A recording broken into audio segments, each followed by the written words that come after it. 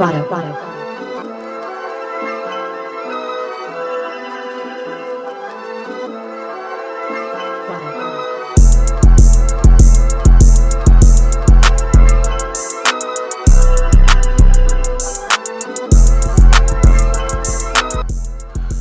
Utah Jazz at number 14 is selecting Hassan Wallace from the University of Kentucky. Right now, Utah doesn't have a plethora of guards. I know they traded for Colin Sexton. They have Mike Conley on their roster. I don't see Mike Conley staying right now. Jordan Clarkson might get traded. So I think they're looking for somebody who can actually run the show or can, at least for the moment, steady the ship, because they have good wing players around them. Lauri Markkanen is most likely going to be an all-star this year. So just making sure that they have a point guard that can control the floor. And I do believe Hassan Wallace is that point guard. With the 13th pick, the Oklahoma City Thunder will select G.G. Jackson out of South Carolina University.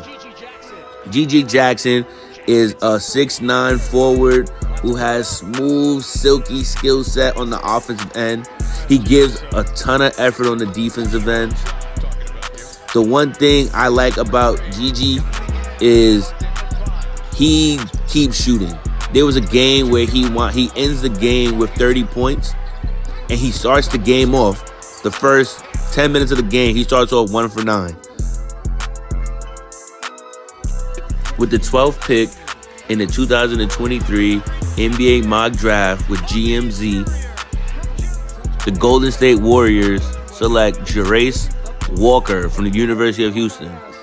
Now, this pick right here is very, very, very interesting because I do think Jarace fits with only certain teams. It's hard to find a position for him on other teams. I think Miami, he can fit very well. Golden State, he can fit very well.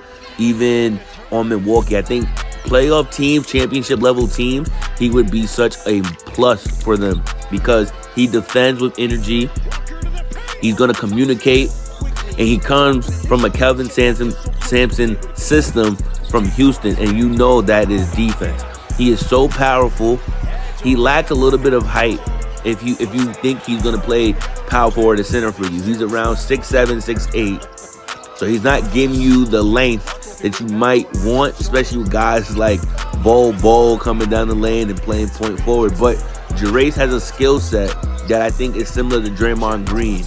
And if the Warriors are looking to, maybe replace Draymond or maybe trade James Wiseman, I think Walker would be a great pickup. Super strong, super smart, and he's a McDonald's All-American. I think that pedigree comes with something, especially as he's been progressing all season.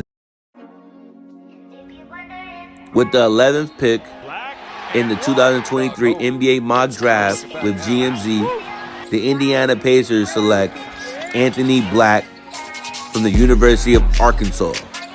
Anthony Black is an interesting case because he has athleticism, he has the height, especially for a shooting guard at around 6'6", 6'7". He has the height, he has the length, he has the ball handling, he has the pedigree, he's improved.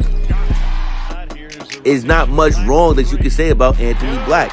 I think the one thing I will say about Anthony Black and playing at the University of Arkansas, he has a great team around him and they continue to win. And I truly believe if Anthony Black goes to a team like Houston, teams that haven't been winning over the past 2 years, I think he would make a great cultural impact for them. He's coming from a program that wins. He's coming from a high school that wins.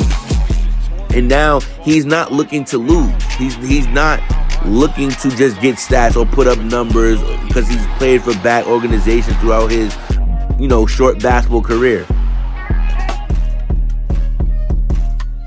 With the 10th pick in the 2023 NBA mock draft with GMZ, the Orlando Magic select Keontae George.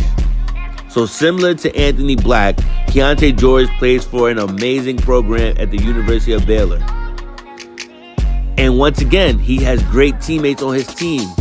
But the one thing about Keontae George, which I'm very excited about this pick, the one thing about Keontae George is ever since we saw him as a freshman in high school, each step he has improved and he has gotten better.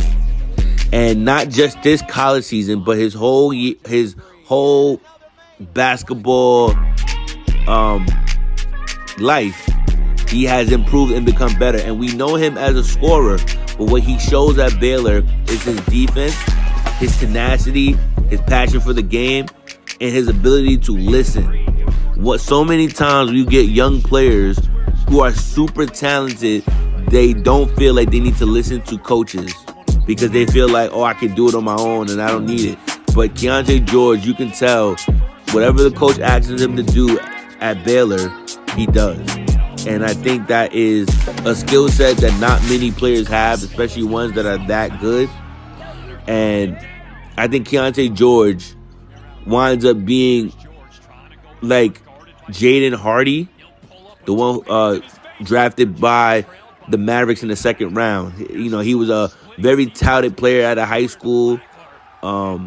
He went to the G League Ignite. Things didn't go the exact way that he wanted. But he's now getting more playing time alongside Luka. And he's showcasing the skill set that we all saw in high school. And I think that would be the same thing with Keontae George. I think he's a great scorer. I think he can give a little bit more effort on the defensive end. He's a great rebounder for a guard. I don't think he's a small forward right now. But I think as a shooting guard, I think coming on screens, getting rebounds, and you know, playing some defense, not always on the best player that's on the court, but being a nuisance in terms of making it hard for guys to get rid of passes or taking away the pass angle or understanding the person that you're guarding. Is he a shooter?